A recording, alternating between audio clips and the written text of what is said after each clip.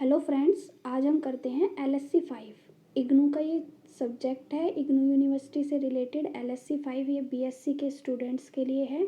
उसमें plant physiology का chapter 11, उसके कुछ क्वेश्चंस हैं जो बहुत इंपॉर्टेंट हैं, जो जनवरी एग्ज़ाम है 2022 के लिए।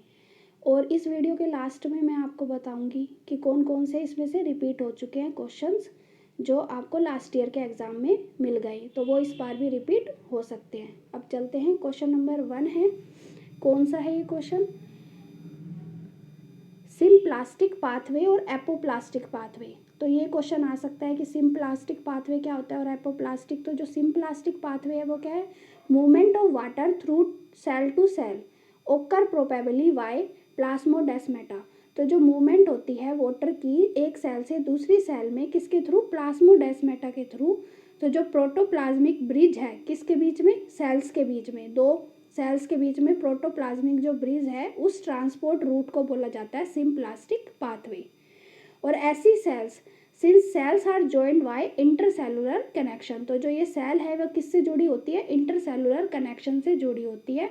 Entire living portion of plant form a continuous single entity is called symplast. और जो अंदर के जितना भी लिविंग पोर्शन है प्लांट का वो एक सिंगल होता है, उसको बोला जाता है सिम्प्लाज्म।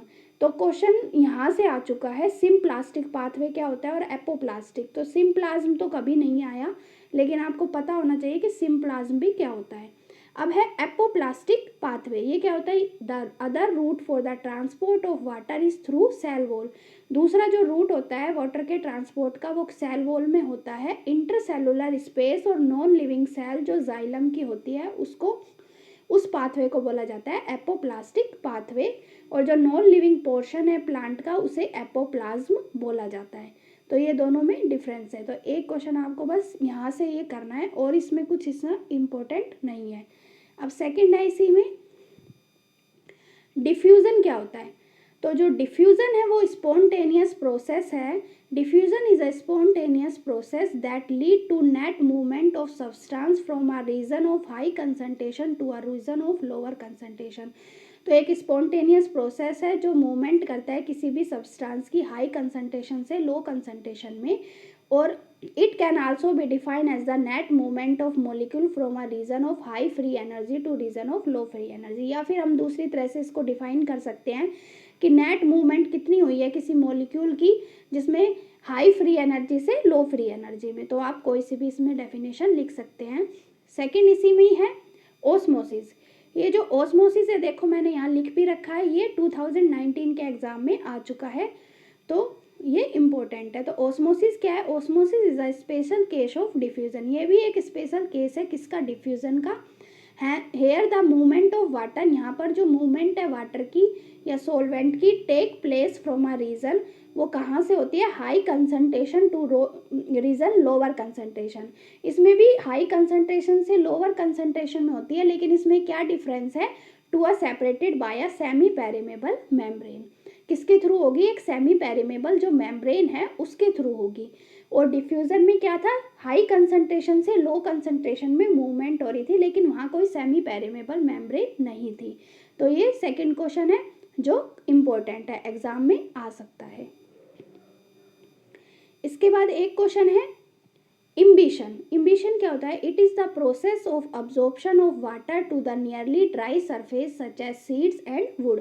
तो ये प्रोसेस होता है जो अब्जॉर्प्शन करता है वाटर, कहाँ से? अपने ड्राई सरफेस में, अपने आसपास के एरिया से, जैसे कि सीड है और वुड है।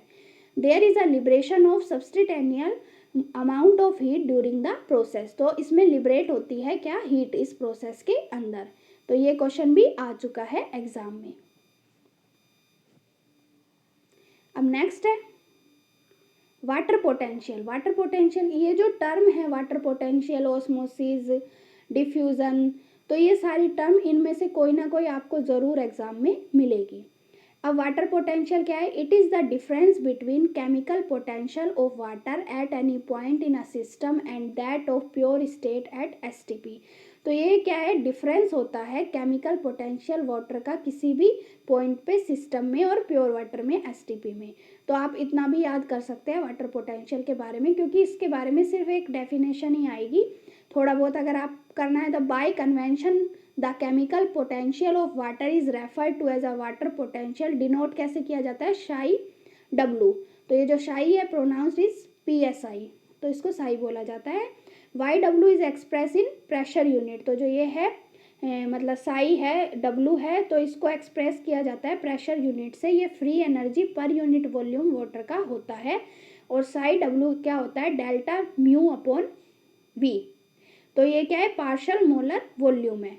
तो अगर water potential, if water potential of source is higher than the water potential of sink, अगर वाटर पोटेंशियल ज़्यादा होगा सोर्स का अदर देन द सिंक, तो there is a spontaneous transfer, तो एक ट्रांसफर हो जाएगा वाटर पोटेंशियल, वाटर मूव कर जाएगा सोर्स से सिंक में। तो आप इतना याद कर सकते हैं। वैसे इसके बारे में सिर्फ एक डेफिनेशन आएगी, वाटर पोटेंशियल क्या हो सकता है, कोई प्रोसेस वगैरह नहीं पूछा जाएगा। अब आगे चलते हैं, और कौन सी एक है फील्ड कैपेसिटी या FC।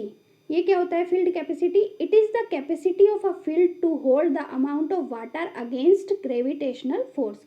तो ये कैपेसिटी होती है फील्ड की, जो होल्ड करके रखता है पानी को कितने अमाउंट में, अगेंस्ट किसके, ग्रेविटेशनल फोर्स के। It is express as the percentage of dry weight of the soil, तो इसको एक्सप्रेस किया जाता है किसके परसेंटेज में, जो ड्राई वेट है सोइल का उसमें। Field capacity represent the upper limit of water availability and its value differ from the soil to soil. तो जो फील्ड कैपेसिटी है वो अपर लिमिट जो वाटर की अवेलेबिलिटी है उसमें उसको रिप्रेजेंट किया जाता है, और ये अलग अलग सोइल की अलग अलग होती है। जो कैपेसिटी है क्ले सोइल की वो एवरेज होती है 40 से 45%, सिल्ट की 20% और सैंड की 5 to 10%।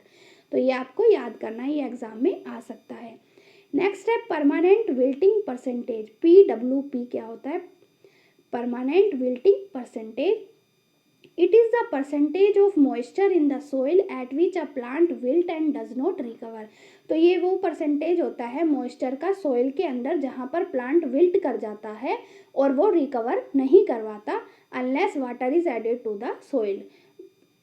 तो जो PWP है क्ले में 26% होता है, सिल्ट में 10% और सैंड में 3 से 5% होता है। तो it must be noted that PW is use to express property of soil not any feature of the plant. तो जो PW है वो PWP जो है वो एक्सप्रेस की जाती है उसकी प्रॉपर्टी सोइल में, और किसी अलग उसमें नहीं की जाती फीचर में प्लांट के। तो इतना आप याद कर सकते हैं, इसको इतनी ही आएगी, इसकी शॉर्ट में आएगी डेफिनेशन, कोई लॉन्ग आंसर में ये नहीं आएगा। और ये आपकी इग्नो की बुक में आपको मिल जाएगा, ये टॉपिक लिखा हुआ मैंने वहीं से ही ये लिया है। अब नेक्स्ट है स्टोमेटल फ्रीक्वेंसी और stomatal index. Stomatal frequency last year के एग्जाम में आ चुका है ये क्वेश्चन कि स्टोमेटल फ्रीक्वेंसी क्या होती है, the number of stomata per unit area. तो जो कितना नंबर स्टोमेटा एक एरिया में ओपन हुआ है उसको बोलते हैं स्टोमेटल फ्रीक्वेंसी। और स्टोमेटल इंडेक्स होता है the ratio of number of stomata to the total number of cell per unit area, कितना रेशो में स्टोमेटा टोटल नंबर में यूनिट एरिया में ओपन हुआ है। तो ये दोनों इंपॉर्टेंट है, इसमें से आ सकता है। नेक्स्ट है एक क्वेश्चन ये है मैकेनिज्म ऑफ स्टोमेटल ओपनिंग। तो हमें मैकेनिज्म याद करने के लिए सिर्फ कुछ पॉइंट दे रखे हैं इग्नू की बुक में, लास्ट में 6-7 पॉइंट है ये, इनमें से आप कोई भी 5 कर सकते हैं। फर्स्ट है normally uh stomata are open in day and are close at night. जो नॉर्मली जो स्टोमेटा है वो ओपन होता है दिन में और क्लोज होता है नाइट में। However uh drop in supply of water lead to the day time closure of stomata. तो जो सप्लाई है वाटर की कम हो जाती है कब, डे टाइम में। सेकेंड है stomata open when the internal concentration of CO2 drop. तो जो स्टोमेटा है कब ओपन होता है, जब अंदर की जो कंसंट्रेशन है, इंटरनल कंसंट्रेशन है CO2 की, वो गिर जाती है, जब वो ओपन होता है। एंड क्लोज कब होता है, close when the internal concentration of CO2 is maximum. और बंद जब होता है जब इंटरनल कंसंट्रेशन CO2 की मैक्सिमम होती है। थर्ड है डार्क CO2 फिक्सेशन। तो ये कैम प्लांट में होती है जो गार्ड सेल इसको ओकर करती है। आगे है अब पॉइंट,